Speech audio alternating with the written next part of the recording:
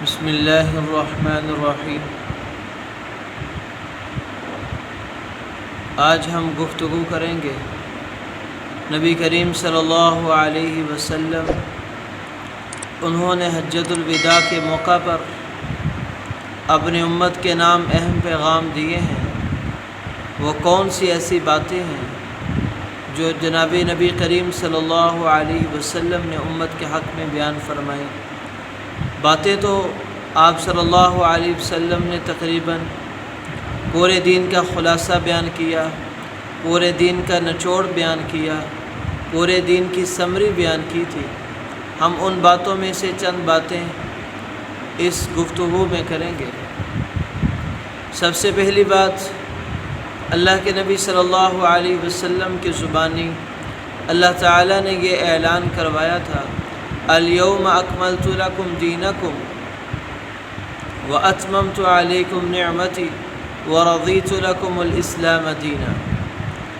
یعنی دین کے مکمل ہونے کا اعلان اپنے نبی کریم صلی اللہ علیہ وسلم کی زبانی کروایا، کیونکہ نبی کریم صلی اللہ علیہ وسلم کو معلوم تھا کہ قیامت تک کے لیے یہ دین کامل دین بنا کر بھیجا جا رہا ہے۔ لوگ اس میں کہیں کمی نہ کر دیں، کہیں زیادتی نہ کر دیں۔ دین وہ ہے جو اللہ رب العزت نے بھیج دیا، نبی کریم صلی اللہ علیہ وسلم نے اس کی تشریح فرما دی۔ اب کسی امتی کے لیے یہ بات جائز نہیں، یہ بات زیبا نہیں دیتی وہ دین کی کسی بات کو کم کر دیں یا دین کی کسی بات میں اضافہ کر دیں۔ کسی فرقے والے کو، کسی گروہ والے کو، کسی جماعت والے کو، کسی پارٹی والے کو یہ بات زیب نہیں دیتی کہ وہ دوسروں کی تکفیر کرے، دوسروں کی تذلیل کرے، دوسروں پر تضحیق کرے، بلکہ جو عمل اللہ کے نبی صلی اللہ علیہ وسلم سے ثابت ہے، صحابہ کرام رضوان اللہ علیہ اجمعین سے ثابت ہے، اللہ تعالیٰ نے اس کا حکم دیا اور اللہ کے نبی نے کر کے دکھلایا یا صحابہ کرام نے اس پر اجماع فرمایا، وہ عمل قابل تقلید ہے، اس کے اوپر عمل کرنا امت کے لیے لازم ہے۔ ایسے ہی اللہ کے نبی صلی اللہ علیہ وسلم کو معلوم تھا کہ لوگ اپنے اعلیٰ نسب کی وجہ سے، اپنے عالی خاندان کی وجہ سے، عالی ذات کی وجہ سے، وہ کم نسب والے لوگ اور کم ذات والے لوگ اور وہ لوگ جو خاندانی شرافت اور وجاہت نہیں رکھتے، ان لوگوں کی وہ لوگ تذلیل کریں گے، ان کا ناجائز حق دبا لیں گے۔ اس لیے اللہ کے نبی صلی اللہ علیہ وسلم لوگوں کو انسانی مساوات کا تصور دے کر گئے اور کہا، ان ربکم واحد وان اباکم واحد، تمہارا رب ایک ہے، تمہارا باپ آدم علیہ السلام ایک ہے۔ لا فضل لعربی علی العجمی، کسی عربی کو عجمی پر، ولا لعجمی علی العربی، نہ کسی عجمی کو عربی پر کوئی فوقیت ہے، ولا احمر علی الاسود، کسی گورے کو کالے پر، ولا اسود علی الاحمر، نہ کسی کالے کو گورے پر کوئی فضیلت حاصل ہے، الا بالتقوی، ہاں پرہیزگاری اور اللہ کا خوف اور ڈر، یہ اصل معیار بیان کیا گیا ہے۔ اور اللہ رب العزت نے قرآن پاک کے اندر بھی اس کی وضاحت فرمائی ہے، ان اکرمکم عند اللہ اتقاکم، لوگوں اگر تم عزت اور مرتبے اور شرف کا معیار دیکھنا چاہتے ہو، اگر کسی قوم کو تم عزت والا سمجھنا چاہتے ہو، اگر کسی آدمی کو تم عزت بخشنا چاہتے ہو، تو معیار تقوی اور پرہیزگاری ہوگا۔ جس قدر جس انسان میں تقوی اور پرہیزگاری ہوگا، وہ انسان اسی قدر معزز اور مکرم بنایا جائے گا۔ لوگ سمجھے نہ سمجھیں، اللہ رب العزت کے ہاں ضرور اس کا مقام اور مرتبہ ہوگا۔ تو تمام لوگوں کو اللہ کے نبی صلی اللہ علیہ وسلم نے برابر کر دیا، پرہیزگاری اور تقوی کی بنیاد پر انسان کی عزت اور قدر و منزلت بیان کی گئی۔ ایسے ہی حجۃ الوداع کے موقع پر اللہ کے نبی صلی اللہ علیہ وسلم نے مسلمان کے مال کو، مسلمان کی جان کو، مسلمان کی عزت آبرو کو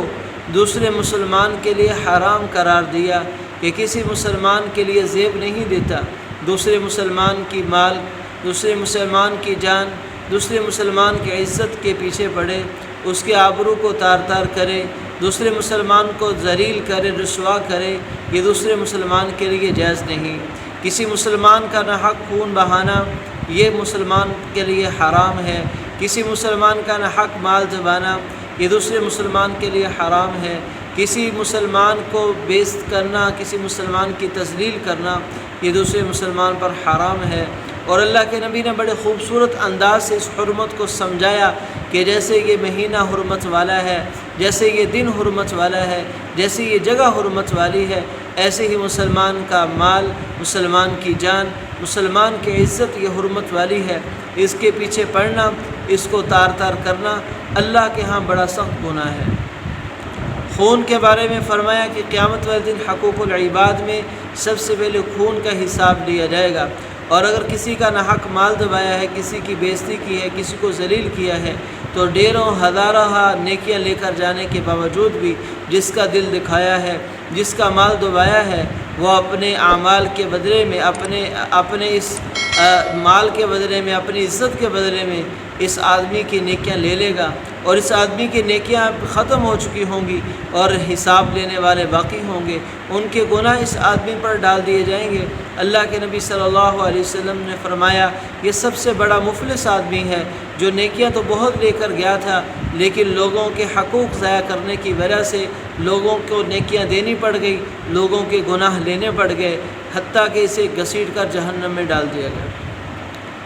ایسے ہی اللہ کے نبی صلی اللہ علیہ وسلم نے حجۃ الوداع کے موقع پر سود کو حرام فرمایا، سود کے بارے میں فرمایا کہ سود کھانے والا، سود لینے والا، سود لکھنے والا تمام کے تمام پر اللہ رب العزت کی طرف سے لعنت برستی ہے۔ سود حرام کا مال ہے، اس کو جو پیٹ میں ڈالتا ہے وہ پیٹ جہنم کا مستحق بن جاتا ہے۔ جس پیٹ میں جاتا ہے اس آدمی کی دعا قبول نہیں ہوتی، اس آدمی کے اعمال قبول نہیں ہوتے، اس آدمی کی کوئی عبادت اس کے سر سے ایک بالش بھی اوپر نہیں جاتی، کیونکہ جو جسم حرام سے پلا بڑا ہوتا ہے اللہ رب العزت ایسے جسم سے نکلنے والی کسی اطاعت کو قبول نہیں فرماتے۔ اس لیے اللہ کے نبی صلی اللہ علیہ وسلم نے فرمایا آج تک جتنے لوگوں نے سود لیا تمام کا تمام معاف کر دو، تمام کا تمام ختم کر لو، اور آئندہ امت کے لیے یہ پیغام دیا کہ میرا ایک ایک امتی وہ سود سے پاک حلال پکیدہ رزق کمائے،